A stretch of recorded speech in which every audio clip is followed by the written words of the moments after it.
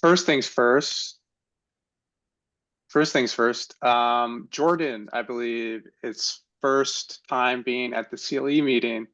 And I don't know if everyone kind of knows you or you know everyone, so maybe we could do kind of a round of introductions. Absolutely. So yeah, I'm Jordan. I've been on TC39 for a decade.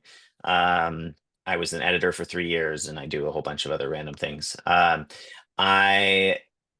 was notified that TC54 was doing the CLE work around end of life standards, and that's highly relevant to my current employer, Hero Devs, who sells long-term support on end of life open source software.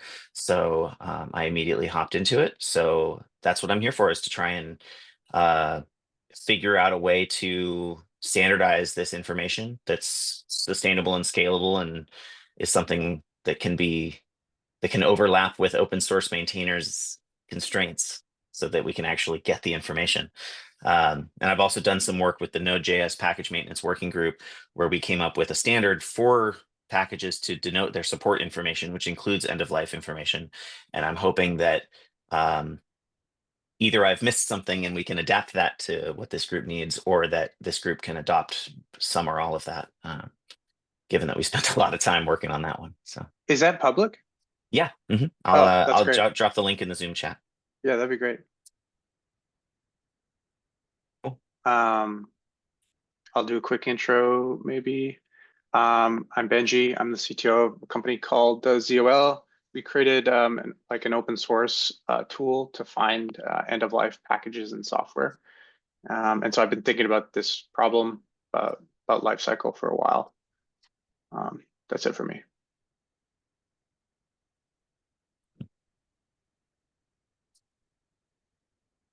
I don't know if Salve, if I'm pronouncing that right, or Mark, want to talk a little bit about yourselves? Say 4 words about myself, sure. So my name is Salve Nielsen. I'm volunteering in something called the CPAN security group. And we're looking into things around improving that ecosystem, the comprehensive Perl archive network. And I've been focusing partly on sustainability issues, and some of it also around metadata and SBOMs and a bunch of other things. And I'm here mostly because I'm also involved in CycloneDX 1.7 spec together with Steve and anybody else who cares around adding sustainability metadata to the CycloneDX specification, like a project sustainability metadata. And so that's both for communicating needs and what projects require of types of contributions, but also if there are some states going on, some situations that need to be communicated downstream. For example, if a project is unmaintained, or the support level is on an ad hoc type of basis, or if some ecosystem related processes can discover that a user or a maintainer of a project isn't available anymore because, say, a domain has expired and the mail doesn't start bouncing or something like that. All these are useful kind of metadata that is good to track and have a way to communicate to the users. And with the sustainability working group work that we just had a meeting on a few minutes ago, and this group, I think there's a little bit of an overlap, and I think I'm here to figure out to what extent the overlap is, and if we can learn something from each other and maybe get some benefit of our different thought processes on this process. But my main focus is from an open source perspective. Awesome. Thanks, Salve. And then Steve, we know, and Mark, go for it. Yeah, hi, I'm Mark Simons. I'm a security specialist at Fujitsu in the UK. I've been contributing to a couple of CycloneDX work groups over the years, but my main interest is as a lead on a dependency track, which we are very much hoping will become a reference implementation for CLE. Awesome. Thanks, Mark. Cool. Cool. Well, oh yeah, go ahead.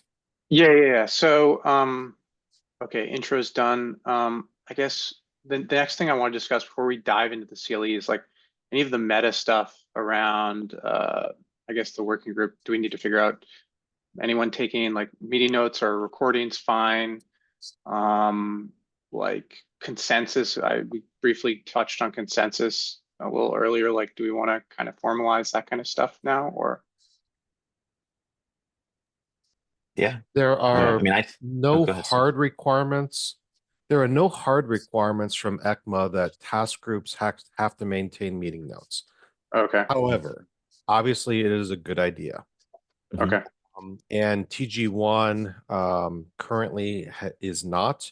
TG2 is taking really, really good meeting notes. So it's really up to this task group whether or not you want to rely on recordings or whether you want to also add meeting notes to this as well. I would be in favor of adding some sort of AI meeting note tool. I find that helpful for myself, just reviewing stuff rather than a recording. Recording's fine, but just like in addition, I suppose. Yeah, I think both is fine for me. And if that's, Okay. like not the recording will automatically generate a transcript, I believe. And so Oh, will it? Okay. I'm pretty sure. And if not, I think it's pretty trivial to extract a transcript out of a video. Like you can upload it to a YouTube private video and then steal the transcript. So like, I think I'm comfortable sticking with something automated and then we'll review it. And if the quality isn't sufficient, then we'll look into something more manual. Okay. Yeah. And we can add AI recorders to that too. I don't really care. Yeah, Okay. I'm fine, especially for summarization. Yeah. Yeah, the summarization is nice, I guess. So yeah, and if we get into more technical details, like we may want to be more specific and have some manual annotation and note taking, but like if we're just talking conceptually, it's probably not as critical. Okay, cool.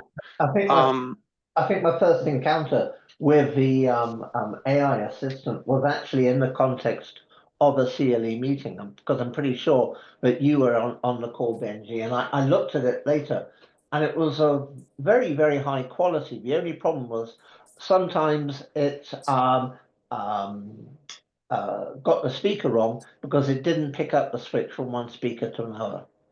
Yeah. Yeah, it does sometimes get that wrong. Yeah. One of the TC39 folks wrote his own little bot using Google Meet's transcription API. And he had to build in a bunch of code around switching speakers, but also like a whole corrections dictionary for all the jargon we use. So I imagine that, we'll run into those issues, but as long as they're not like impossible to fix later, then I think it'll be okay.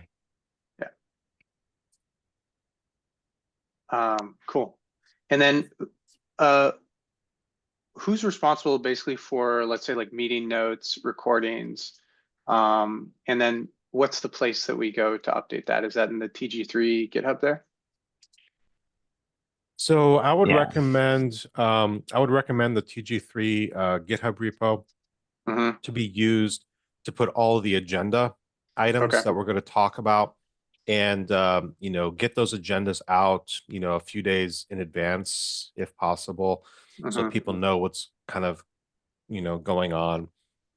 Again, if you want to put transcriptions and stuff there, that would be the place to do it. So anything around the meetings themselves should go in that repo. There is another repo. I don't know, Jordan, if you were on the TC54 call earlier today or not. No, not this morning. Okay. I provided an update to TC54 today regarding the documentation. Now there is a repo. Let me find it, and I will put it in the chat. So, and I will share my screen as well, so it's on the part of the recording. But let's see, where's my share? So this repo is specifically dedicated to the CLE. About this repository, it will be renamed. So once we actually have an Ecma identifier, this repository will be called Ecma-400 and something, right? This repo is specifically for the CLE documentation.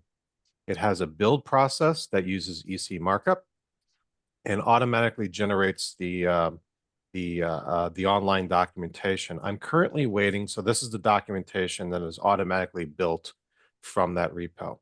So when we're building the CLE spec, when we're writing the CLE spec, it's going to go into this repo. The build process will automatically generate this. And it currently does not generate the PDF. I'm actually waiting for a pull request that Aki submitted to TC39 that resolves a lot of the CSS print issues. Once that PR is resolved and merged in, then we will be able to add the PDF output support to this to our build process as well. But all of our documentation and all the issues about the documentation should go into this specific repo. Sounds good. That makes sense. Cool. Great. I think that's all the meta stuff, the meta questions I had. Anyone else? Okay. And also, Jordan, as we go through here, I know that you have a lot of experience with these, like with Ecma working groups. So like, feel free to step in at any point. You're a co-convener here, so yeah.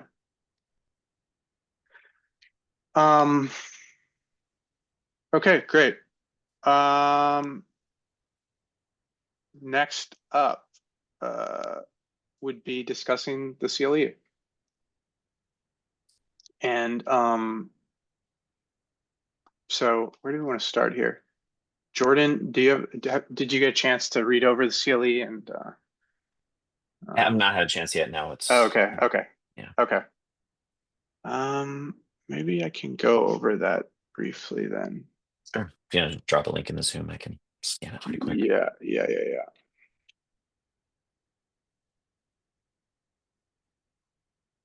There we go.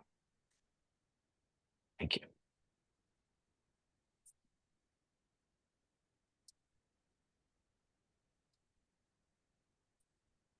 Okay. I may actually have read this. Okay. It's probably like a month ago, though. Yeah. So, what are the main points that we've kind of been discussing in the CLE to start with? One, I guess, is obviously the scope. Like, what are we covering? Is it hardware? Is it software? Is it open source? Is it closed source? What are the different use cases we're supporting? And so the main thing you'll see here is that we're only supporting 4 use cases, I guess, for this initial, the first version, I guess, of CLE that we're, just to keep things simple. And, a lot of these later use cases can get quite complex. So we're keeping it down to these 4 use cases. And then the other part is like, what events are we going to be covering, or what events are going to be supported in the life cycle of a component? And that's in the versions events table right here. And then I guess the other point is kind of the distribution of the CLE. So is the, this, where will it be distributed? Like, is it gonna exist inside of CycloneDX in some way, or is it gonna exist as a standalone somewhere? So it seems to me that it's important that it be able to do both. In other words, like if you produce an SBOM, you're going to want to encapsulate that information, and you're not going to want to have to produce an SBOM in order to encapsulate that information. Like one of the things that came up with the package management working group a lot was that you shouldn't have to cut a release of a project to update the support information. And you shouldn't, if the support information is shared across multiple products, you shouldn't have to have multiple copies of it. So you should be able to point to a URL or something so that things can share definitions. And it's also, we were deciding how useful or important it was to, like, a package, for most ecosystems, a package is immutable. And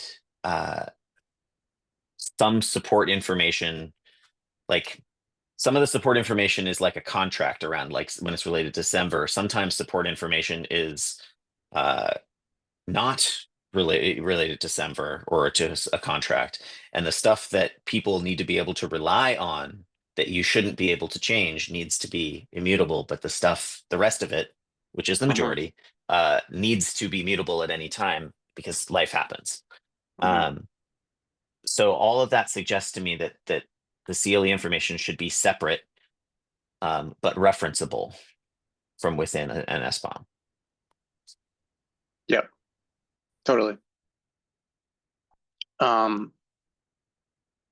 and we haven't really, there's some work here to do around CycloneDX. We had a kind of a discussion, maybe last meeting and the meeting before it, around the CycloneDX and linking, and we are able to link out to a CLE document, for example.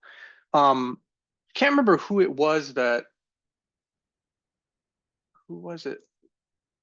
There was some issue with this, the scale of the linkages in a CycloneDX.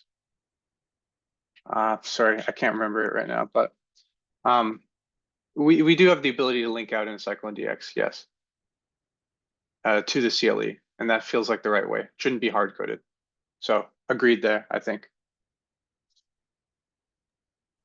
And then the CLE, and we need to figure out like what part of it is going to be supported by the Transparency Exchange API as well as just one piece of information. So there's that integration as well. But again, it needs to live outside of T, right? It can't require T. It can't require CycloneDX. It needs to be able to be a standalone specification. Yep.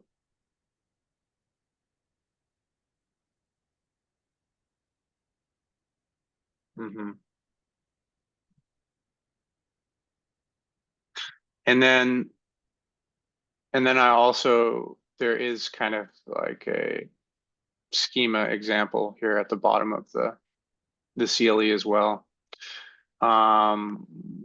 which I don't know if we're going to add here, but it's just kind of to get people thinking more than anything about what a CLE document might look like in its implementation.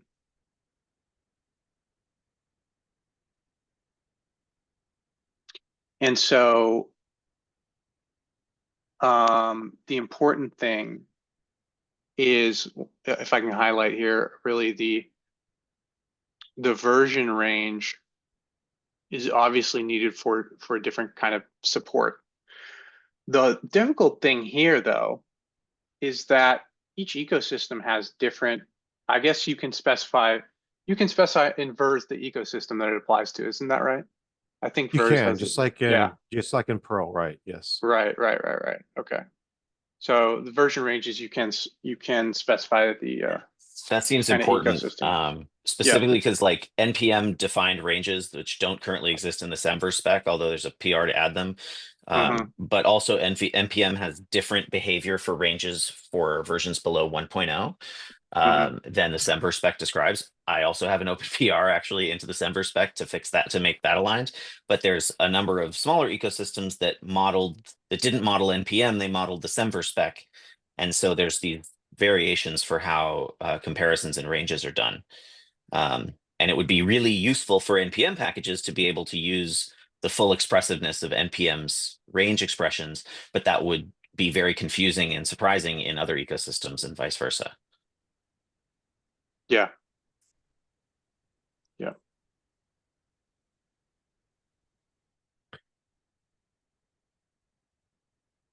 So yeah, this is a good example because it shows how we can do time series events, not just like end of life and the support, that sort of thing, but components being renamed. Yeah, and so yeah. And the component renamed example here is good because it gets into this idea of aliasing, right? Like if a component is renamed or it gets acquired by another manufacturer, the identifier used to identify that component will change, right? And in order to get any end of life information, any vulnerability information, you need to have that alias, right? Indeed. To be able to identify it. I think the published field should be required on this because this is an array, and we don't want to rely upon the order. Because if things become out of order, then you actually might resolve, you might come to different conclusions. Yeah. Well, also, it doesn't really make any sense to me that something that's not published could exist. Like there can't be a life cycle until it's born, and published is that moment. So yeah, I agree. So type required, published required, effective also required, Benji? Effective is when let's say it's end of support. The effective date is when it would become end of support, which can be different than the published date, right? But if it seems like it could be optional, because if it's omitted, it just is the published date. Could be. Yep. But it does have to be, sometimes it could be the exact same date, but sometimes, most of the time. It has to be allowed to be different, but it's like, I think it's anytime we can omit things and have it be unambiguous about what that means, that seems valuable. Yep. And then another part of the CLE, I guess, which I think is important, is the ability for everything to be machine readable, right? And consumable. And so, you should be able to have a Perl version, right? That you get from an SBOM generator like SIFT, and be able to map that Perl back to component lifecycle information, right? Does the Perl, can you have a Perl without specifying which ecosystems it's in, or is that like the first piece of it? Yep. That one is required, but you can use generic. Yeah. Okay, so that means that I can infer an ecosystem list for an object in this array by looking at the identifiers and extracting it. Yes. Okay.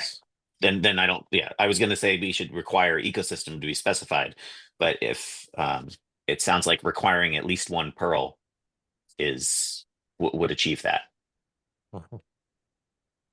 And this would also work for commercial software as well, because there is the SWID Perl type now as well. Awesome.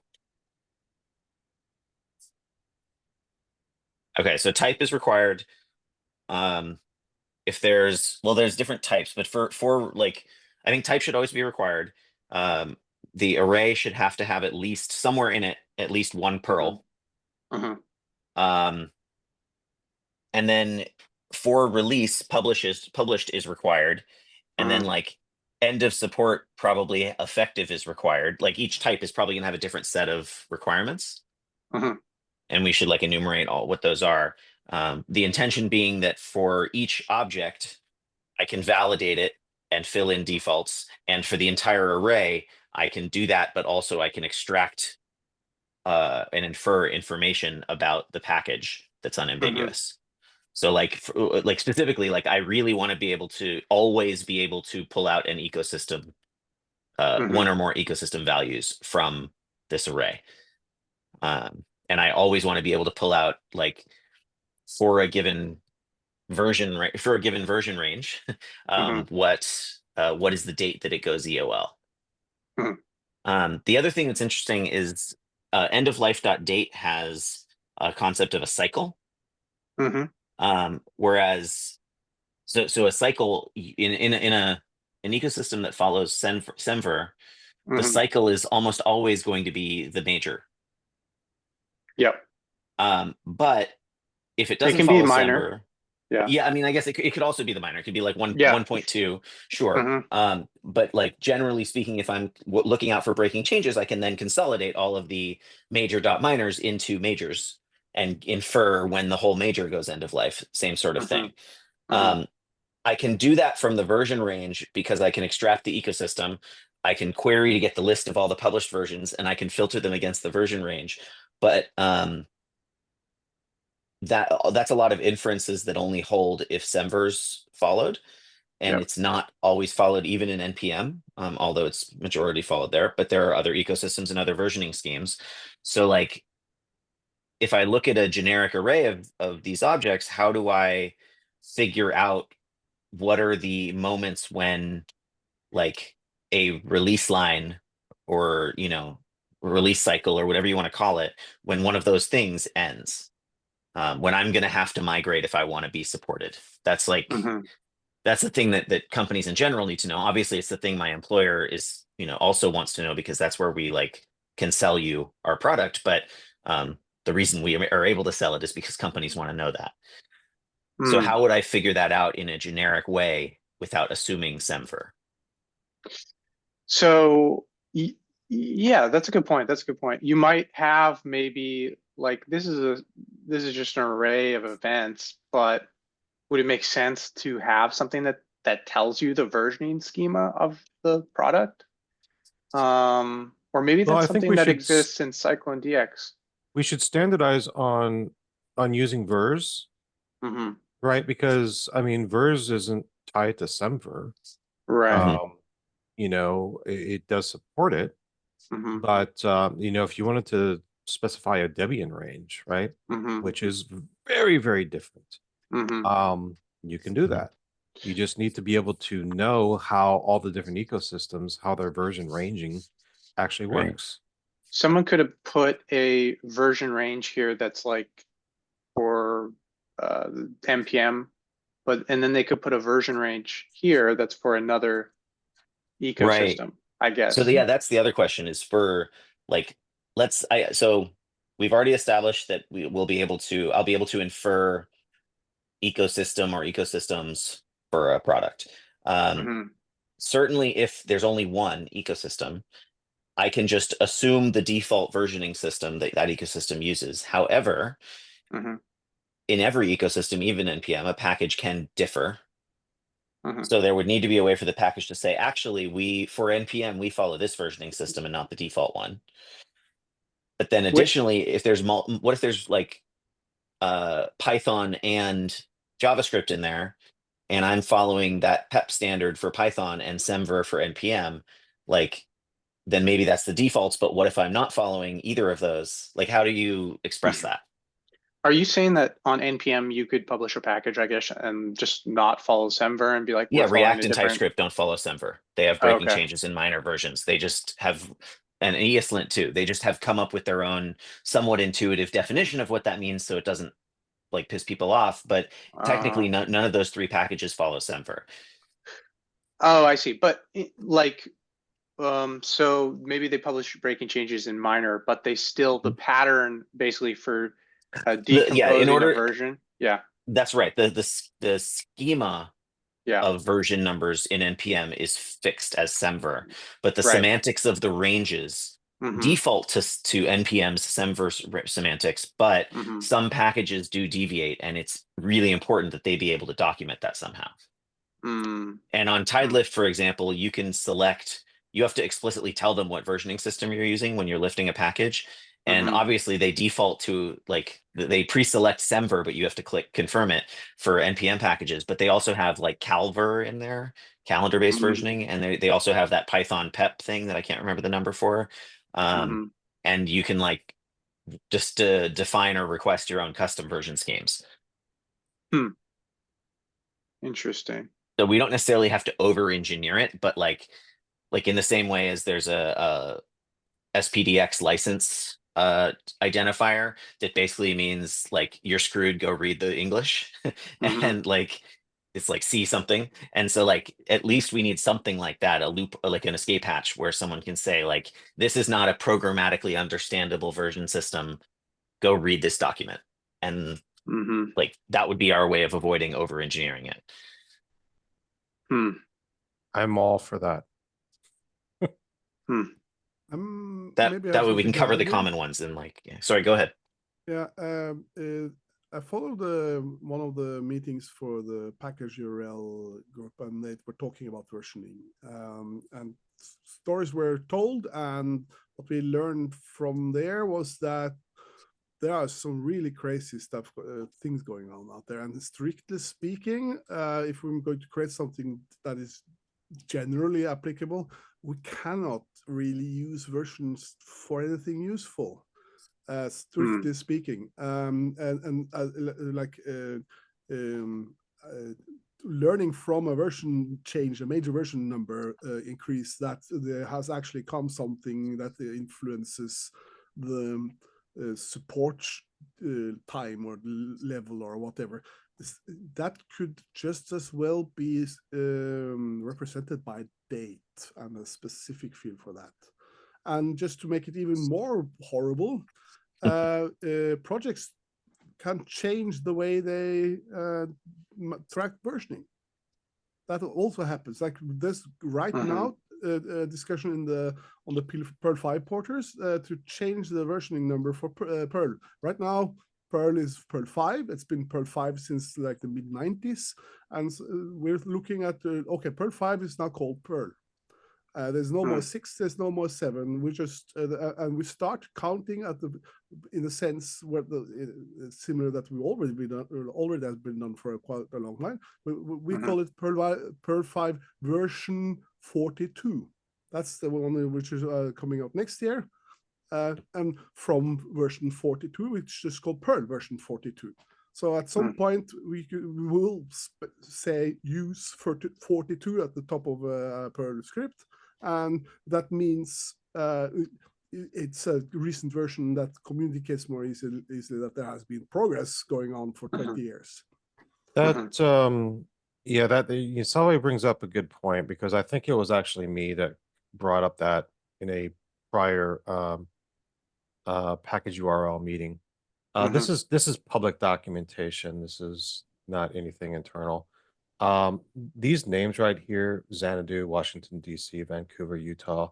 These are the names of the releases, right? We don't use version numbers, right? And we currently have Zurich in development. And what's the next one going to be called? That is a great question. I guess we'll all have to wait and see. But yeah, being able to support now, obviously, this is alphabetical, whatever. But we need to accommodate being able to express non-numerical types of versions, not necessarily a range in doing that, but being able to express these other things. Yeah. Well, and there's also products that have both, like Ubuntu. They have a number and a name. Oh, True. Boy. True. I think the name in that case is basically a code name for like 2404, for example. Right. But there's like a mapping, and that actually matters and people are usually going to be looking for support for the code name. Yeah, that's true. Like, I mean, it's not, maybe this document isn't the place to encapsulate that, but it seems useful to have a source of truth for that information. Yeah. Okay. Yeah.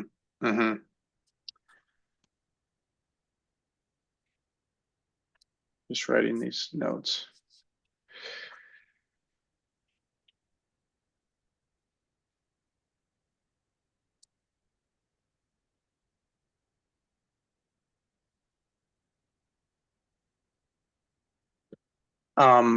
We, what Salvi said though, I think we do need to, we have to support version ranges in some way. Otherwise the CLE becomes much less useful.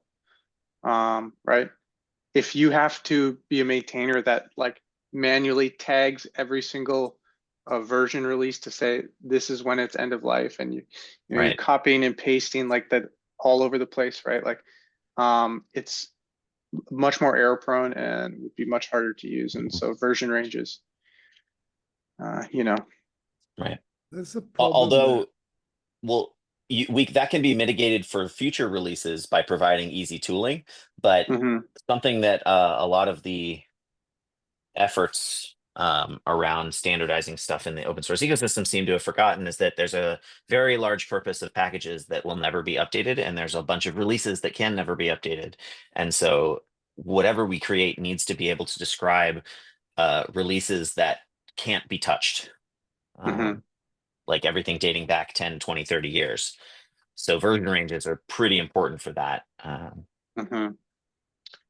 That's one problem there, and that is if we're considering leaning on the verse spec with the package URLs, most of the versions there and the way to express ranges and whatever are tightly coupled to the namespaces of the ecosystems where the packages are published.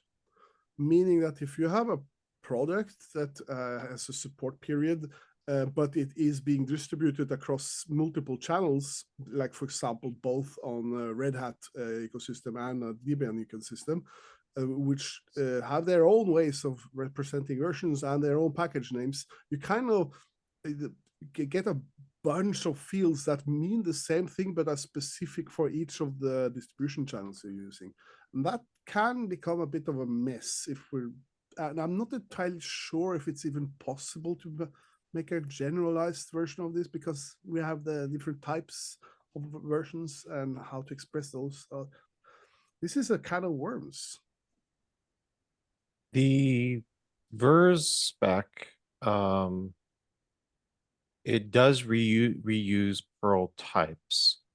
However, unlike Perl, it is not bound to using just those types. So you can use options. Yeah, for example, like semver isn't a type, but you can use semver in VERS. You can also use the name of a company in VERS. So if Oracle has their own versioning system, for example, I could actually use that. And I would have to know in advance that, you know, Oracle does versioning a certain way, or that ServiceNow or whomever does versioning a certain way. So VERS is a little bit more open than Perl is, right? You don't necessarily need to be confined to just the existing Perl types. I would highly recommend that this group actually utilize VERS because it will become you know, that will be presented to TC54 sometime next year, probably in the second half of the year would be my guess, for international standardization. So it'd be great to kind of reuse that spec. CycloneDX supports it. I would love for this to support it as well. But we need to support it in a way where it's not necessarily a requirement, right? We need to support a version, possibly a version name, and then alternately version ranges, right? And possibly like an option for one or the other, but not both. Yeah. I think like, I don't know, VERS is the only, if we can support version ranges, VERS is the only thing I think that would work. Because otherwise, I don't know if I've shown this before. Can I share a screen real quick?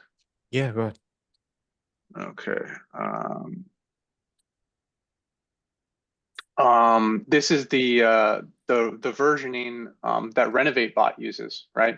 And so for each ecosystem, they have specific implementation of how, you know, their specific version of semver that they're using in like Debian or npm or Maven or something like that, right?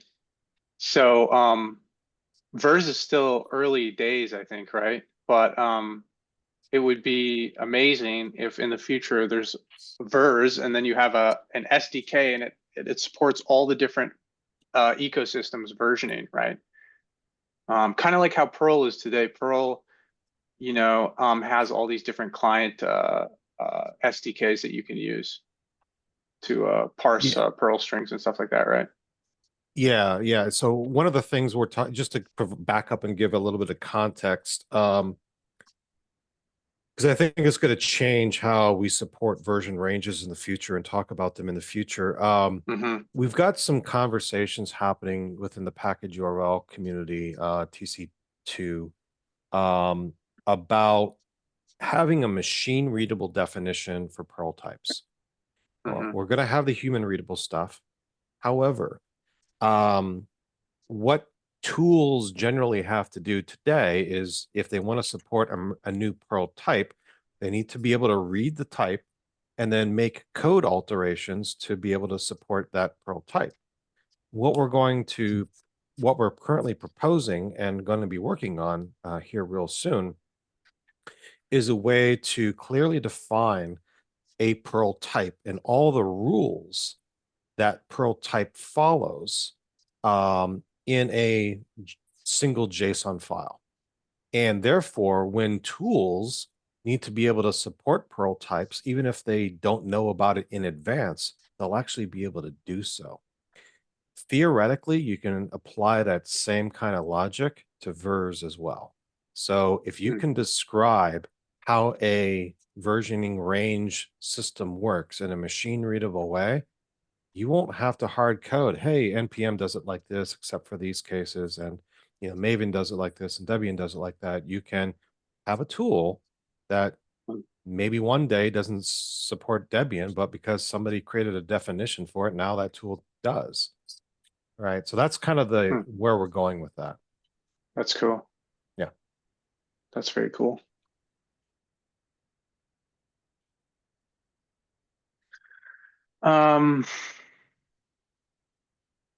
Cool. 8 minutes left or 7 minutes left. I just wanted to do a time check. Had some good discussions today around versioning and stuff. Like, what should be kind of any opinion, Jordan, like next steps or action items or things we should be doing here? Yeah, I mean, I think we need to be organized about goals, constraints, shoulds, musts, things like that. So I think we should start to put together a document that talks about like we have this document already we may have already done what I'm just describing, but like it should have use cases, but ideally it talks about like the rationale for the details and not the details itself. So it's saying like, for this linked use case, we must have this feature, and then like once we've or we should do this because it'd be nice, but it's okay to drop it if we have to, things like that. And once we have a whole list of rationales such that someone who's read it understands the next part, then the next part is these are the technical choices we've made because of those rationales. And then the third part would be like a spec or a rough draft of a spec. So the intention being, and I've learned this the hard way, is that when an internet mob shows up angry about what we've done, then they should be able to read through the rationale, read through the why, like how that dictated the decisions, and by the end they may not like our choices, but they should at least completely understand them and have nothing left to yell about. I've found that that's both good in diffusing internet outrage, but also good at in like explaining how we got here to like future explorers. Yeah. Can you say what they're mad about? In this specific case, I don't know, but the one that I was remembering, the one that I have the most trauma about is the global this proposal for JavaScript. There was a lot of people who were very upset about the name for it. And as soon as I put together a document that explained why that was where we got there, people just quieted down and grumbled off to their own little corners. Okay, perfect. So rationale, technical choices, and an example spec. And then once we've made those choices, then it should be somewhat straightforward to get to the spec, right? Because we know what must be allowed. We can like write up a schema. We can write that as, you know, markup spec steps, etc. But like, that's not the hard part. The hard part is deciding what we're going to write down. Right. Okay. Assuming that sounds good to everyone else, right? I'm not trying to dictate. I'm just throwing things out there. So yeah, I think that would help. I'm for it.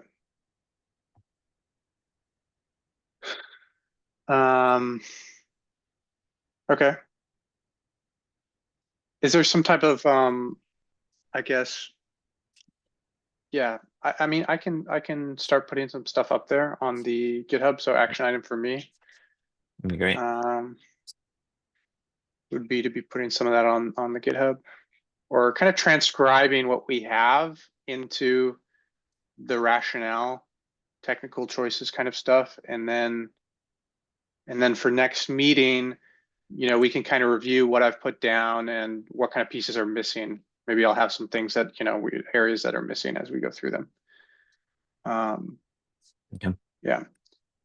And I'll probably just throw it up, like as I work through it, I'll probably throw up maybe GitHub issues just as like kind of a way of working through things so that we can, you know, we can review specific GitHub issues on the agenda and things like that. So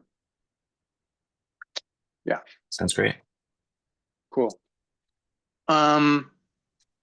Is there like a format that you usually do this type of rationale, technical choices, like when you're putting the, is there an example I can look towards, maybe another? Yeah, I mean, I can pull up the global this one, just so you can see what I wrote. But okay.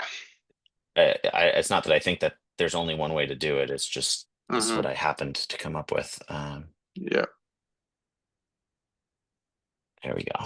So essentially, I listed constraints, and then in each one, I listed like which options were ruled out by the restriction. And that long document describes the one decision of the name. So like rationale docs can get pretty long, I bet. But that was sort of my goal in mind, was like, I want people when they get to the end of the document to be the same place I am, which is not happy about the outcome, but not, you know, either, but doesn't have a better suggestion, right? Like that would have met all the constraints. Yeah.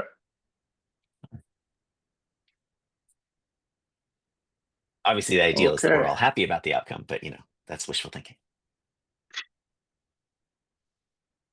Well, if everyone was happy about the outcome, then that whole XKCD about, oh, let's create a new spec, that would never happen. That's right. We can't prove good old Randall wrongs. I put a link in the Zoom chat. This is the agenda for the next TC54 core meeting. During each TC54 meeting, we have an update from all the TGs. So Oleg gives his updates, Philippe gives his updates. In January, the next TC54 meeting is on January 9th. So I have it on the agenda that Benji and Jordan, you can provide an update. If either one of you are not there, I can do it on your behalf. But it would be great to get give updates from you guys to the community. I will do my best to be there. And worst case, Benji and I can provide if neither of us can be, we'll provide like a little blurb to read. But yeah, okay. Hopefully we can call in. Yep, cool. Very good. Yeah, I'm gonna throw that on my calendar here. Yeah, it meets every month. So every 4 weeks, I believe it is. It's set up for. January 9th, you said, right? Yes. Okay. So there's a invite on the on the agenda that you can import into your calendar. Yeah. Awesome. Okay, perfect. So yay, we kicked off our first CLE TG3 meeting. This is great. Awesome. Thanks, Thanks, guys. everyone. All right. Yeah, great. Thanks, everyone. Cheers. See you all next time. All right, thanks. Yeah. Cheers. Bye.